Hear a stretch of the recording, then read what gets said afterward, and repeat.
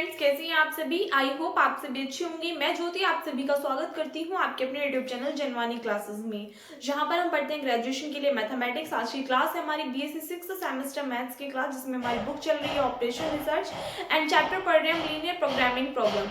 तो आज इसका लास्ट लेक्चर होगा। आज आपका ये वाला चैप्टर कंप्लीट हो जाएगा। कल से हम न्यू चैप्टर स्टार्ट कर देंगे, इसमें असाइनमेंट प्रॉब्लम। तो आप में से जिन स्टूडेंट्स ने वाला चैप्टर कंप्लीट पढ़ लिया है उसका एक बार रिवीजन कर लीजिएगा। कोई भी डाउट है तो पूछ लेना। कल से न्यू चैप्टर स्टार्ट कर देंगे, और जिन भी स्टूडेंट्स ने वाला चैप्टर नहीं पढ़ा है तो पढ़ लेना अच्छे से, ठीक है।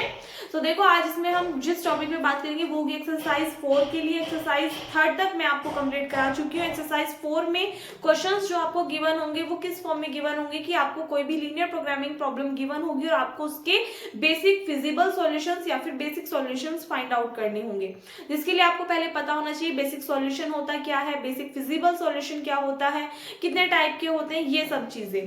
तो अगर हम बात करें कि दी ऑब्जेक्टिव वालों के लिए ये वाली चीज समझनी जरूरी है। हाँ जी, जरूरी है, क्योंकि इसमें से एक एक पॉइंट निकल करके आ जाता है जो कि आपका एक क्वेश्चन बन जाता है। क्वेश्चन कैसे बनेगा वो आपको साथ के साथ बताती चलूंगी। सबसे पहले बात करते हैं बेसिक सॉल्यूशन आखिर होता क्या है कि if a matrix is of the form ax is equals to b।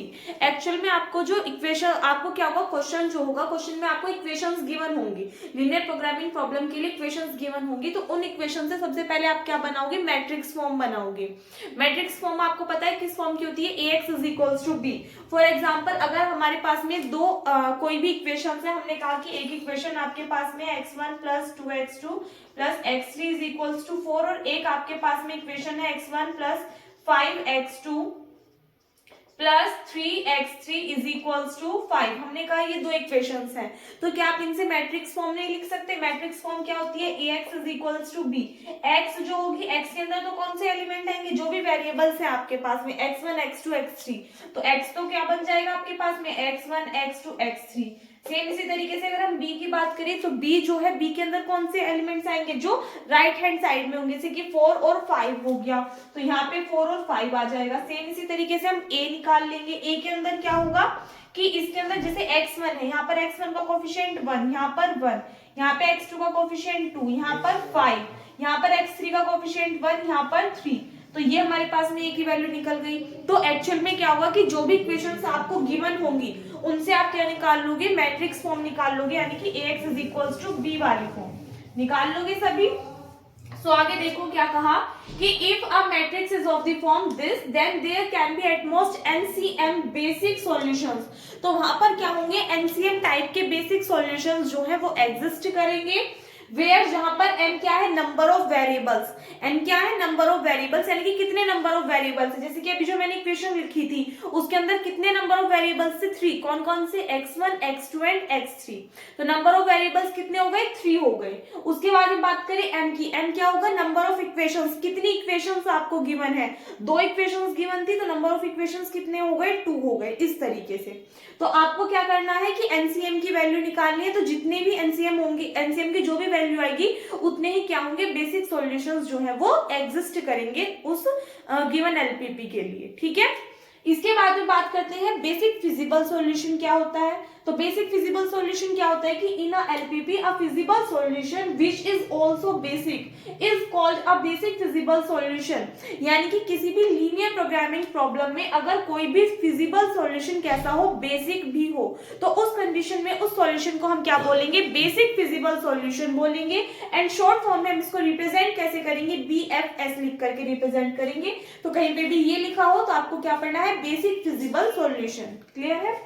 In other words, और हम इसको कैसे डिफाइन कर सकते हैं कि a feasible solution to a LPP in which the vectors associated to non zero variables are linearly independent is called a basic feasible solution. यानी कि जो बेसिक फिजिबल सॉल्यूशन है किसी भी लीनियर प्रोग्रामिंग प्रॉब्लम के लिए जो कि एसोसिएटेड, जिसमें कि जो वेक्टर्स हैं वो एसोसिएटेड हो किसके साथ में, नॉन जीरो वेरिएबल्स के साथ में।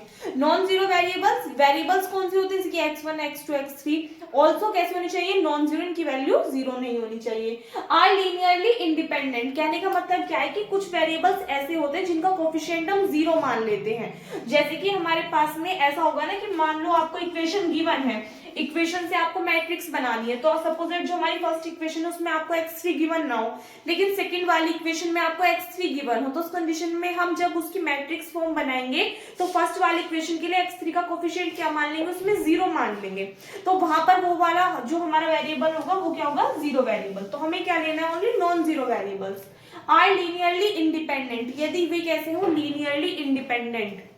अब लीनियरली इंडिपेंडेंट कब आते हैं, कि जब भी आप उनका डिटरमिनेंट निकालो और डिटरमिनेंट किसके इक्वल आ जाए, 0 के इक्वल आ जाए, तो आप कहोगे ये कैसे है, लीनियरली डिपेंडेंट है। और यदि डिटरमिनेंट 0 के इक्वल ना आए तो उस कंडीशन में हम उनको क्या बोलते हैं, लीनियरली इंडिपेंडेंट। तो यदि वो कैसे आ रहे हैं, लीनियरली इंडिपेंडेंट है, तो उस कंडीशन में हम क्या बोलेंगे कि इनका बेसिक फिजिबल सॉल्यूशन जो है वो एग्जिस्ट करता है। तो आप डिटरमिनेंट निकाल के देख लोगे कि बेसिक फिजिबल सॉल्यूशन एग्जिस्ट करता है या नहीं करता। क्लियर है बात। इसके बाद में नेक्स्ट आती है 3 डेफिनेशन है जो कि वेरी शॉर्ट में आपसे पूछी जाती है। अगर हम बात करें कि ऑब्जेक्टिव क्वेश्चन में इनसे किस टाइप से पूछे जा सकते हैं, अगर इन दोनों की बात करें तो सबसे पहले तो आपको पता होना चाहिए कि एनसीएम में एन क्या होता है, तो आपको कि नंबर ऑफ वेरिएबल्स, एन क्या होता है, नंबर ऑफ इक्वेशंस।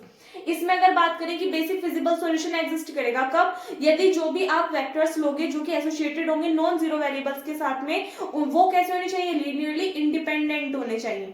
तो ध्यान रखना, लीनियरली इंडिपेंडेंट होंगे तभी उनका बेसिक फिजिबल सॉल्यूशन जो है वो एग्जिस्ट करेगा। ठीक है, बात करते हैं बेसिक वेरिएबल्स क्या होते हैं। The variables associated to basic feasible solutions are called basic variables, यानी कि वो वेरिएबल्स जो कि बेसिक फिजिबल सॉल्यूशन के साथ में एसोसिएट होते हैं उनको ही हम क्या बोलते हैं, बेसिक वेरिएबल्स बोलते हैं। नेक्स्ट आते हैं non degenerate basic feasible solution. ये क्या होते हैं, बेसिक फिजिबल सॉल्यूशन एक्चुअल में 2 टाइप के होते हैं, एक तो कौन से, नॉन डिजेनरेट, और दूसरे कौन से, डिजेनरेट। सेम इसी तरीके से जो बेसिक सॉल्यूशंस होते हैं वो भी 2 टाइप के होते हैं, डिजेनरेट और नॉन डिजेनरेट। दोनों में सेम ही डेफिनेशन है कि इन LP a basic feasible solution of a LPP is said to be non-degenerate basic feasible solution if none of the basic variable is 0। यानी कि यदि कोई भी बेसिक वेरिएबल 0 नहीं होगा तो उस कंडीशन में हम क्या कहेंगे, उसको non degenerate basic feasible solution बोलेंगे। और यदि basic feasible solution of a LPP is said to be degenerate basic feasible solution if at least one of the basic variable is 0।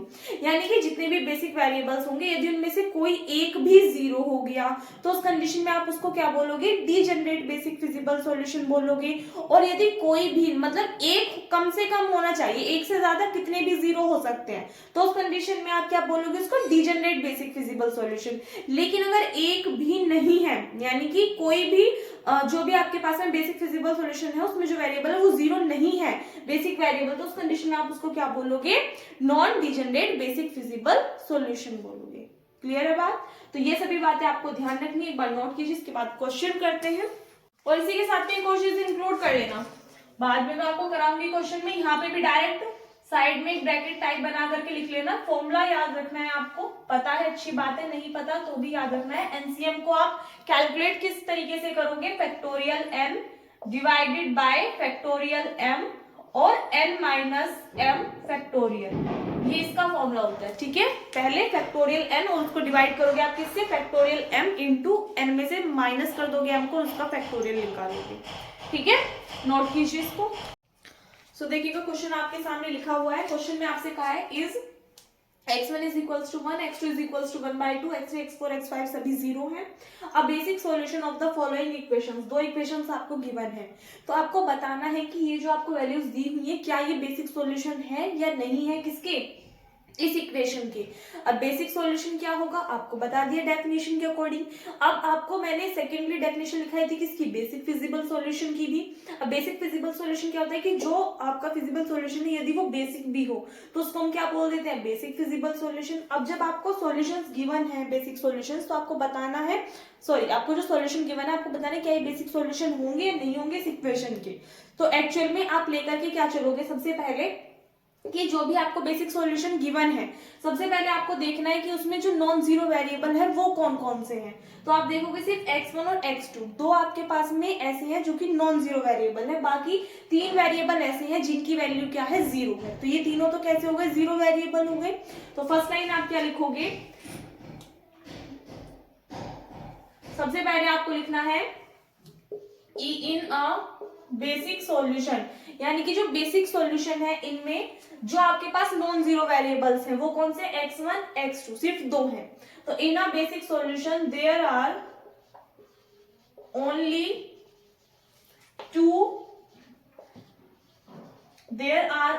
To non zero variables. यहां पर क्या है, केवल दो non zero variables हैं। कौन कौन से, नेमली क्या क्या है हमारे पास में, एक तो x1 है एंड सेकंड कौन सा है, x2 है। सेकंड क्या है, x2 है। अब हम इनके कॉरेस्पॉन्डिंग क्या करेंगे, वेक्टर सेलेक्ट करेंगे। तो आप क्या लिखोगे, if vectors associated with these non-zero variables,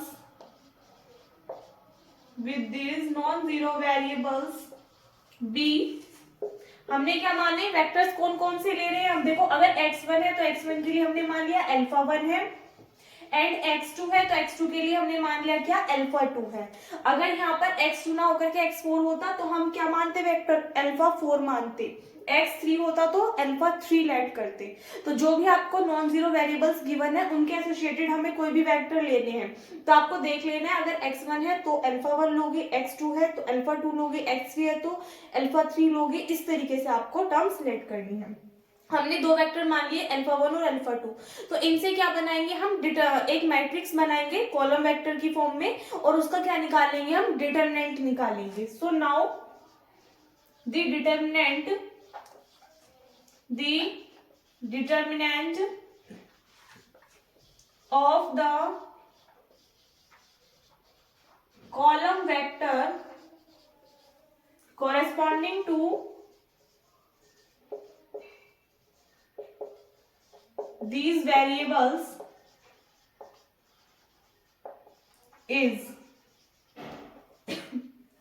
तो आपके पास में जो डिटरमिनेंट निकालोगे उसके अंदर एलिमेंट्स कौन कौन से होंगे, इनके अकॉर्डिंग देखोगे। सबसे पहले आपने देखा कि जो वेक्टर है वो क्या है, अल्फा 1 और अल्फा 2। अल्फा 1 आपको कहां से मिलेगा, जो आपके पास में दो इक्वेशन है, यहाँ से देखिए x1 का कोफिशिएंट 1 है, यहाँ पे x1 का कोफिशिएंट 1 है, फिर यहाँ पे देखिए x2 का कोफिशिएंट 2 है, नेक्स्ट में देखिए x2 का कोफिशिएंट 2 है। सिर्फ और सिर्फ हमें किसके लिए लेना है, अल्फा 1 और अल्फा 2 के लिए लेना है। तो अल्फा 1 के लिए हमें यहाँ से वैल्यू मिल गई, अल्फा 2 के लिए हमें यहाँ से वैल्यू मिल गई।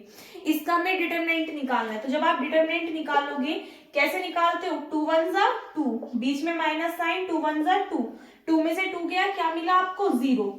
एक बात बताइए, अगर डिटरमिनेंट किसके इक्वल आ रहा है, 0 के इक्वल आ रहा है, तो इसका मतलब कैसा है कि जो वेक्टर्स हैं ये कैसे है, लीनियरली डिपेंडेंट है। अगर ये नॉन जीरो आता तो इट मींस वो लीनियरली इंडिपेंडेंट होते। अगर वो लीनियरली इंडिपेंडेंट होते तो उस कंडीशन में क्या होता है, इनका बेसिक सॉल्यूशन एग्जिस्ट करता है, यानी कि जो x1 x2 है ये भी क्या होते, बेसिक सॉल्यूशन होते। लेकिन अब ये क्या है हमारे पास, 0, इट मींस लीनियरली डिपेंडेंट है, तो इसलिए जो है वो हमारे बेसिक सॉल्यूशंस नहीं होंगे। जो गिवन सॉल्यूशंस है वो क्या होंगे, बेसिक सॉल्यूशंस नहीं होंगे। तो इस चीज को आप लिख दोगे क्या, कि सिंस द वेक्टर्स, कौन कौन से वेक्टर्स लिए हमने, alpha 1 and alpha 2, since the vectors alpha 1 and alpha 2 are linearly dependent. कैसे है ये, लीनियरली डिपेंडेंट है। सो हेंस जो हमें सॉल्यूशन गिवन है वो बेसिक सॉल्यूशन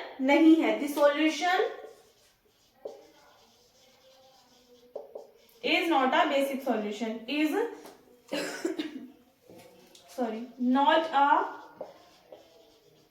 बेसिक सॉल्यूशन, यानी कि जो सॉल्यूशन है ये बेसिक सॉल्यूशन नहीं है। और यही हमें क्या करना था, इसमें प्रूफ करके दिखाना था, सॉरी प्रूफ नहीं करना था, हमें फाइंड करना था। ये हमारा इसमें आंसर होगा, क्योंकि आपसे पूछ रहा है कि ये जो सॉल्यूशंस आपको गिवन है क्या ये बेसिक सॉल्यूशंस हैं या नहीं है इस इक्वेशन के। तो हमने देख लिया, ये हमारे पास में जो भी हमने क्या लिए, सबसे पहले हमने नॉन जीरो वेरिएबल्स देखे कौन कौन से हमारे पास में, केवल दो, x1 और x2। तो उनके कोरेस्पॉन्डिंग हमने क्या किया, वेक्टर सेलेक्ट किए अल्फा 1 और अल्फा 2, उनसे हमने एक मैट्रिक्स बनाया, उसका हमने क्या निकाला, डिटरमिनेंट निकाला। डिटरमिनेंट हमारा 0 आया है, 0 आया है इसलिए वेक्टर्स कैसे, लीनियरली डिपेंडेंट। नॉन जीरो आता तो लीनियरली इंडिपेंडेंट होते। अब यदि लीनियरली इंडिपेंडेंट होते तो ये बेसिक सॉल्यूशन होता। अब क्योंकि नहीं है, डिपेंडेंट है, तो ये बेसिक सॉल्यूशन नहीं होगा। आंसर आ जाएगा इसका नो। क्लियर है? हो सकता है जो आपका ऑब्जेक्टिव क्वेश्चन बने उसमें डायरेक्टली आपको ये क्वेश्चन दे दे, ऑप्शंस होंगे नो, यस यानी कि होगा या नहीं होगा, नन ऑफ दीज, या फिर एक और फोर्थ ऑप्शन इंक्लूड करके दे सकते हैं, कुछ भी इस तरीके से। तो आपको निकालना आना चाहिए, ठीक है? नोट करिए। फिर एक नेक्स्ट टाइप का क्वेश्चन करा रही हूँ। देखिएगा नेक्स्ट क्वेश्चन आपके सामने लिखा हुआ है, बस इसमें दो ही टाइप के क्वेश्चन बनेंगे। एक तो वो जो कि अभी आपको कराया, सेकंड इस टाइप का कि find all basic solutions for the system of simultaneous equations this, यानी कि आपको इक्वेशंस गिवन होंगे और आपको क्या करने होंगे, इनके सभी बेसिक सॉल्यूशंस जो है वो फाइंड आउट करने होंगे। तो सबसे पहले जो इक्वेशंस आपको गिवन है आप इनको एक्सप्रेस करोगे किस फॉर्म में, मैट्रिक्स फॉर्म में। तो स्टार्टिंग में सबसे पहले आपको क्या करना होगा कि जो भी इक्वेशंस है उनको आप किस में कन्वर्ट कर दोगे, मैट्रिक्स फॉर्म में। तो आप लिखोगे कि the given system of equations can be expressed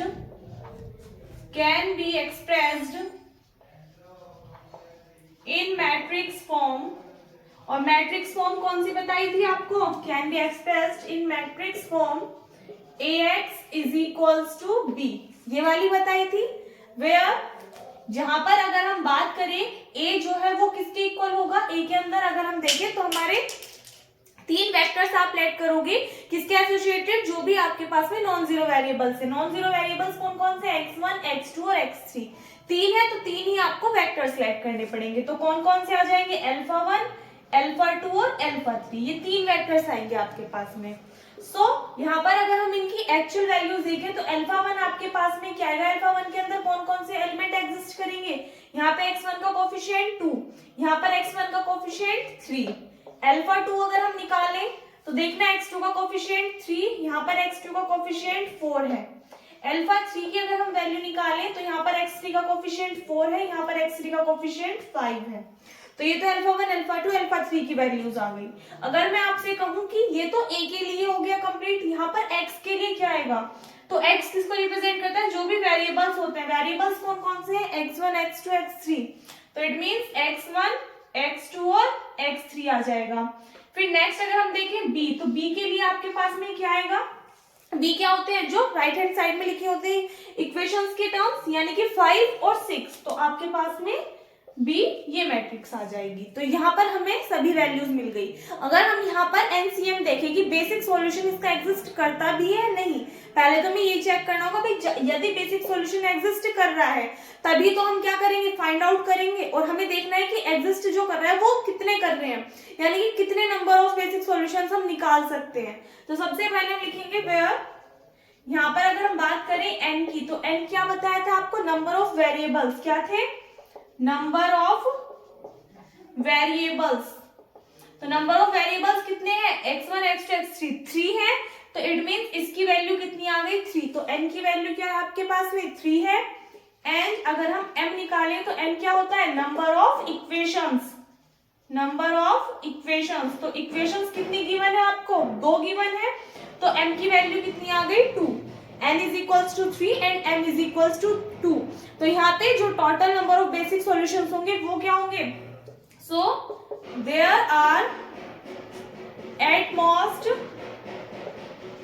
NCM number of basic solutions, यानी कि इतने बेसिक सॉल्यूशंस जो है वो एग्जिस्ट करेंगे, सच दैट अगर हम इसकी वैल्यू निकालें क्या आएगी, NCM के लिए फॉर्मूला आप सभी को बताया था, क्या होता है, फैक्टोरियल n डिवाइडेड बाय, इसको साइड में लिखूंगी, यहां से देखो फॉर्मूला की अगर हम बात करें तो क्या था, NCM is equals two factorial n divided by factorial m into n minus m factorial, ये फॉर्मूला था। यहाँ पे देखो n की वैल्यू क्या है 3 है, m की वैल्यू आपके पास में क्या है 2 है, तो यानी कि 3c2 की वैल्यू आप निकालोगे तो फैक्टोरियल 3 यानी कि कितना आ जाएगा आपके पास में, और यहाँ पर अगर आप देखोगे m की वैल्यू कितनी आएगी, factorial 2 into n minus m, तो 3 माइनस 2 कितना हो जाएगा, ये तो 1 ही हो जाएगा, डायरेक्ट कर दूं चलो। अब यहाँ पे अगर आप फैक्टोरियल 3 को ओपन करोगे तो क्या आएगा, 3 इंटू 2 इंटू 1, कैसे ओपन होता है, n into n minus 1 into n minus 2, इस तरीके से। सेम यहाँ पे फैक्टोरियल 2 को आप ओपन करोगे तो 2 इंटू 1, 3 माइनस 2 तो 1 ही हो जाएगा। तो यहाँ पे आपके पास में 1 ही आ जाएगा, 2 से 2 कैंसिल आउट, 1 से 1 इंप्लाइज दैट 3। इसका मतलब 3C2 की वैल्यू आपके पास में कितनी आ गई, 3। तो नंबर ऑफ बेसिक सॉल्यूशंस कितने एग्जिस्ट करेंगे, 3 एग्जिस्ट करेंगे। ठीक है, so there exist 3 basic solutions, कि यहाँ पर 3 बेसिक सॉल्यूशंस जो है वो एग्जिस्ट करेंगे। अब इनकी वैल्यू निकालेंगे, एक बार पहले यहाँ तक नोट कीजिए। तो देखिएगा, अब हमने क्या देखा था कि बेसिक सॉल्यूशन जो है वो कितने हैं, तो हमने देखा कि 3 बेसिक सॉल्यूशन आ सकते हैं। लेकिन अब हमें देखना है कि तीनों बेसिक सॉल्यूशन जो है इन इक्वेशंस के लिए वो एग्जिस्ट करेंगे या नहीं करेंगे। एग्जिस्टेंस के लिए हमें क्या देखना होगा कि जो भी हम कॉरेस्पॉन्डिंग वेक्टर सेलेक्ट करेंगे वो हमारे लीनियरली इंडिपेंडेंट है या नहीं। अगर वो लीनियरली इंडिपेंडेंट है तो इसका मतलब क्या है कि बेसिक सॉल्यूशन एग्जिस्ट करेंगे, और यदि वो लीनियरली इंडिपेंडेंट नहीं है तो उस कंडीशन में हमारे बेसिक सॉल्यूशन जो है वो एग्जिस्ट नहीं करेंगे। तो कितने आए थे, 3 बेसिक सॉल्यूशन आए थे। तो उनके अकॉर्डिंग आप क्या लोगे, 3 सेट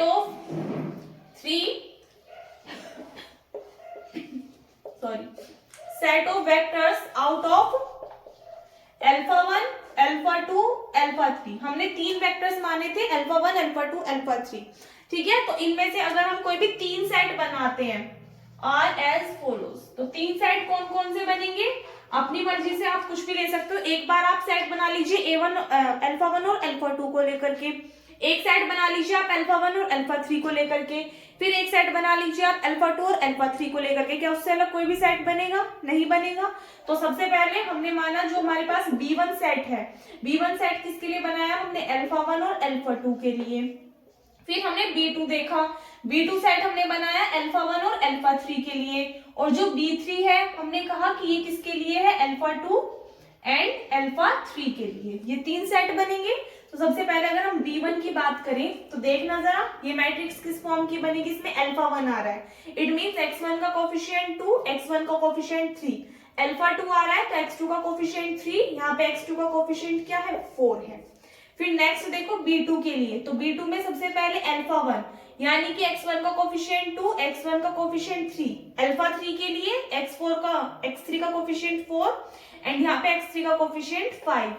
नेक्स्ट B3 के लिए आप देखोगे x2 के लिए, क्योंकि अल्फा 2 है तो x2 का कोफिशिएंट 3, यहाँ पे x2 का कोफिशिएंट 4, अल्फा 3 के लिए आप देखोगे तो x3 का कोफिशिएंट 4, यहाँ पे x3 का कोफिशिएंट 5 आ गया। तो B1 B2 B3। अब हमें क्या निकालना होगा, इनका डिटरमिनेंट निकालना होगा। जब हम डिटरमिनेंट ऑफ B1 निकालेंगे तो कैसे निकालेंगे, 2 4 8 माइनस 3 3 9, तो वैल्यू क्या निकल करके आएगी आपके पास, -1। देखो हर एक चीज बिल्कुल डिटेल में खोल करके बता रही हूँ, लेकिन फिर भी कुछ समझ में ना आए तो आप कमेंट्स में पूछ सकते हैं। तो यहाँ पे -1 आया। अब एक बात बताइए, क्या -1 0 के इक्वल है, so this term does not equals to 0। Next B2 के लिए देखेंगे हम, तो B2 का डिटरमिनेंट निकालिए। कैसे निकालोगे, 2 5 10 माइनस 3 4 12, कितना आएगा, -2।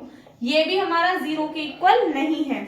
फिर नेक्स्ट आइटम B3 का डिटरमिनेंट निकालिए, तो 3 5 15 माइनस 4 4 16, तो आपके पास में वैल्यू क्या आएगी, -1। ये भी 0 के इक्वल नहीं है। तो इनमें से कोई भी सेट ऑफ वेक्टर्स 0 के इक्वल नहीं है, इट मींस ये सभी कैसे है, लीनियरली इंडिपेंडेंट है। तो आप क्या लिखोगे, सो the set of vectors are linearly independent, hence the 3 basic solutions exist, यानी कि तीनों के तीनों जो बेसिक सॉल्यूशन है वो क्या करेंगे, एग्जिस्ट करेंगे। तो अब हमें उनकी वैल्यू निकालनी होगी। ठीक है, एक बार पहले यहाँ तक का स्क्रीनशॉट लीजिए, फिर इससे आगे कर देंगे। तो यहाँ से आगे देखिएगा, आप क्या लिखोगे, अब यहाँ पे आप 3 वेक्टर सेलेक्ट करोगे जो भी वेरिएबल्स हैं उनके कॉरेस्पॉन्डिंग। तो लेट कर लीजिए कि late x b1 x b2 x b3 are the vectors corresponding to the variables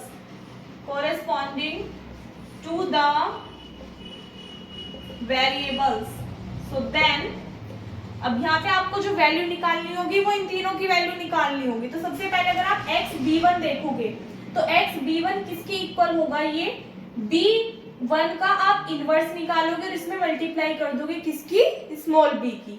same इसी तरीके से आप x b2 निकालोगे तो इसमें क्या होगा, b2 का इनवर्स निकालोगे, इसमें मल्टीप्लाई कर दोगे b की।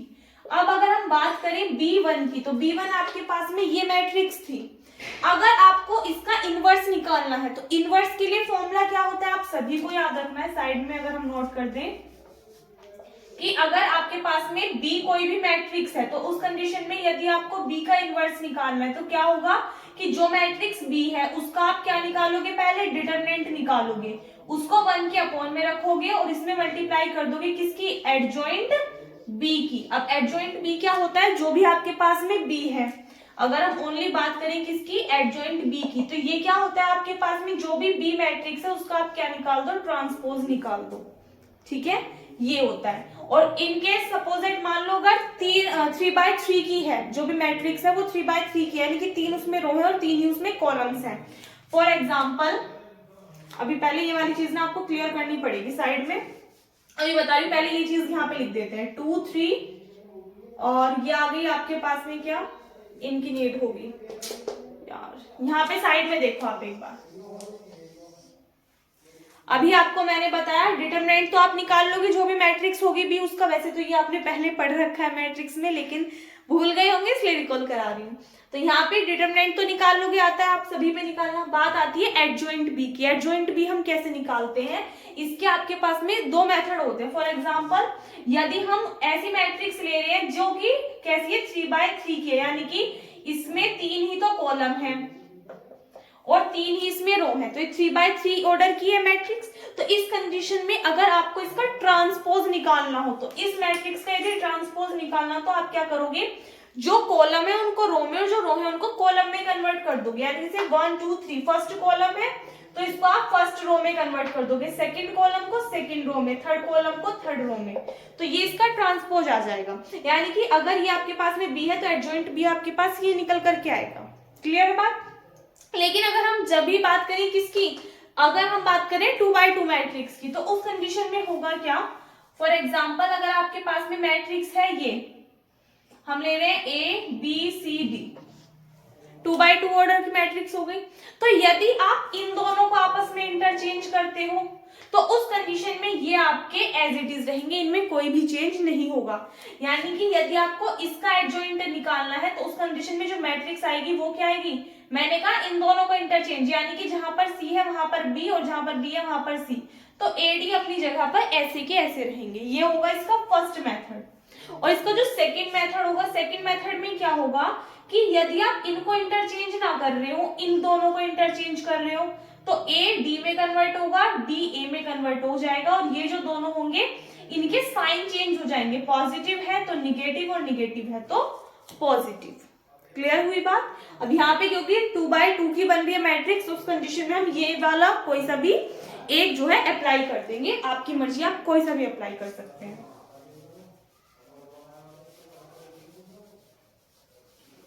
चलिए अब यहाँ से देखो, हमारे पास में क्या निकालना है, हमें b1 का इनवर्स निकालना है। तो पहले हमें क्या निकालना पड़ेगा, b का डिटरमिनेंट निकालना पड़ेगा, क्योंकि हमें पता है ये क्या होगा, 1 अपॉन डिटरमिनेंट ऑफ b1।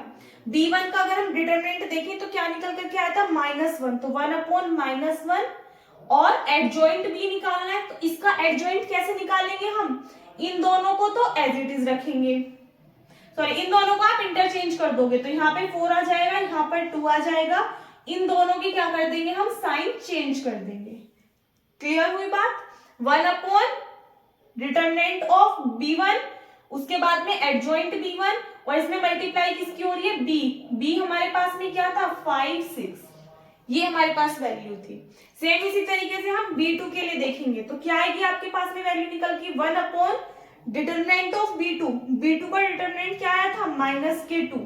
इसके लिए अगर हम एडजॉइंट b2 देखें तो यहां से देखो इन दोनों को आपस में इंटरचेंज कर दोगे, ये इन दोनों के साइन चेंज हो जाएंगे, दिस वन एंड b हमारे पास में क्या है 5 और 6 है। अब इनका काम खत्म हो गया तो इनको हटा देते हैं। नेक्स्ट अगर हम देखें b3 के लिए, यानी कि x b3 की अगर हम वैल्यू निकालें तो ये क्या आएगी, b3 inverse into b, B3 का इनवर्स कैसे निकलेगा, 1 अपॉन डिटर्मिनेंट ऑफ B3 जिसकी वैल्यू क्या है -1, एडजॉइंट B3, यहां से देखो इन दोनों को आपस में इंटरचेंज कर दोगे आप, बाकी दोनों के साइन चेंज हो जाएंगे, इनटू में क्या आ जाएगा B। इनको हमें क्या करना है, एक्चुअल में सॉल्व करना है, ये आप लिख लोगे।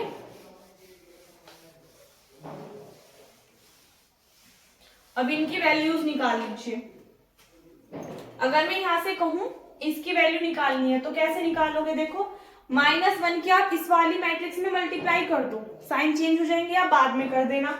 इन दोनों की क्या हो रही है आपस में मल्टीप्लाई, मल्टीप्लाई कैसे करते हैं, पहले 4 की 5 में मल्टीप्लाई करोगे तो कितना आ जाएगा, 4 5 20, फिर बीच में प्लस साइन लगाते हैं, 3 की 6 में मल्टीप्लाई करोगे तो 3 6 18, और कैसे है माइनस के 3 है तो माइनस के 18 आएगा, यानी कि दिस 20 माइनस 18 क्या आएगा आपके पास में 2 सॉरी। नेक्स्ट अगर आप यहाँ पे देखोगे तो यहाँ पे -3 की मल्टीप्लाई 5 में करोगे तो माइनस के 15, फिर बीच में प्लस साइन, 2 6 कितने हो जाएंगे 12, 2 6 18, 2 6 12, तो -15 एंड +12, तो आपके पास में क्या वैल्यू निकल करके आएगी यहाँ से -3। अब यहाँ पे अगर आप देखो कि -1 बाहर भी है तो -1 से जब आप मल्टीप्लाई करोगे तो ये तो प्लस का हो जाएगा और ये माइनस का, तो इसकी वैल्यू क्या आ गई, ये आ गई। सेम इसी तरीके से यहाँ पे इन दोनों की मल्टीप्लाई करोगे, पहले 5 5 25, 6 4 24, वो भी कैसे माइनस के, तो वैल्यू क्या निकल करके आई 1। जब आप इसको डिवाइड कर दोगे -2 से तो दिस वन। नेक्स्ट अगर आप देखोगे 3 5 15, 2 6 12, तो इसको सोल्व करके भी आपके पास में कितना आएगा -3, डिवाइड कर दोगे -2 से तो ये आ जाएगा 3/2, यानी कि 2 एलिमेंट आए। क्लियर है बात। फिर लास्ट वाले में अगर आप देखोगे 5 5 25, 6 4 24, तो सोल्व करके कितना आ गया 1। नेक्स्ट 5 4 20 एंड 3 6 18, सोल्व करके कितना आएगा -2। जब आप माइनस साइन से मल्टीप्लाई करोगे तो ये आपका प्लस का हो जाएगा और ये माइनस का। तीनों की वैल्यूज हमने निकाल ली। किसी भी चीज में कोई कंफ्यूजन हो पूछ सकते हो, बाकी बहुत बेसिक है, ये तो आपने पढ़ रखा है, मैट्रिक्स में 11 12 में भी पढ़ा है, उसके बाद में जो आपके सेकंड सेमेस्टर था उसमें भी आप मैट्रिक्स में सब पढ़ चुके हो। क्लियर है। तो यहाँ से आप क्या लिखोगे, अब आपके पास में सभी बेसिस की वैल्यूज आ गई, इनके अकॉर्डिंग आप क्या निकाल दोगे, बेसिक सॉल्यूशंस निकालोगे, क्या क्या होंगे। सो नेक्स्ट हेडिंग होगी इसमें ये आपकी फाइंड ऑल बेसिक सॉल्यूशंस, यानी कि जितने भी बेसिक सॉल्यूशंस हैं उनको हम फाइंड आउट कर देंगे। तो सबसे पहले अगर हम बेसिस किस में देखें, x b1 में देखें, तो इस कंडीशन में आपके पास में जो वेक्टर्स हैं वो कौन कौन से थे, अगर आपको याद हो x b1 के लिए हमने क्या लिया था, हमने 3 पेयर लिए थे। एक तो किसका, α1 α2 का, फिर α1 α3 का, फिर α2 α3 का, इस तरीके से हमने 3 पेयर लिए थे। तो अगर हम बेसिस b1 की बात करें, in basis b1 the vectors are, vectors कौन कौन से लिए थे हमने, α1 और α2, α1 एंड α2। सो यहाँ पे अगर हम बात करें किसकी, जो हमारे पास में x b1 आया, तो x b1 के अंदर जो नंबर ऑफ एलिमेंट एग्जिस्ट करें वो कौन कौन से करें हमारे पास, x1 और x2 के लिए, क्योंकि α1 α2 लिया था तो x1 x2। It means x1 की वैल्यू अगर हम यहाँ पे देखें कि x b1 की जो वैल्यू थी वो हमारे पास में आई कितनी है निकल के -2 और 3। इन अ सेंस यहाँ पर अगर हम देखें तो x1 की वैल्यू क्या है -2 है, x2 की वैल्यू कितनी है 3 है, तो x1 और x2 की वैल्यू हमारे पास निकल के आ गई। इसका मतलब जो बेसिक सॉल्यूशन है x b1 बेसिस में वो 2 है, ठीक है, ये हमारे पास बेसिक सॉल्यूशन है। बाकी जो भी जीरो वेरिएबल है उसका क्या होगा, वो नॉन बेसिक सॉल्यूशन होगा। तो आप क्या लिखोगे, so x1 and x2 are the basic solution, and the zero variable x3 is non basic, यानी कि ये कैसा होगा, नॉन बेसिक होगा। क्लियर है बात। तो अगर हम बेसिस b1 में देखें तो जो बेसिक सॉल्यूशन एसोसिएट होगा बेसिस b1 के साथ में वो क्या होगा, क्या लिख दोगे आप कि hence the basic solution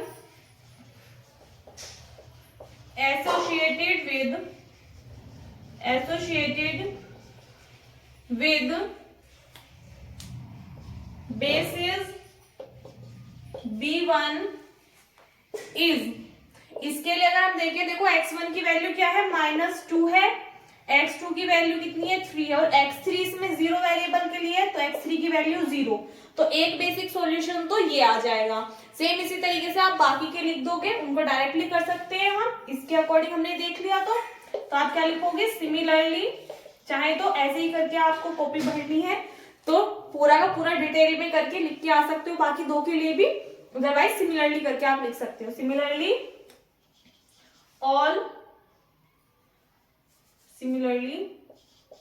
other two basic solution are, देखो ये वाला हो गया। अगर हम इस वाले के लिए बात करें तो सेकंड वाले में हमने क्या लिया था कि α1 और α3 लिए थे।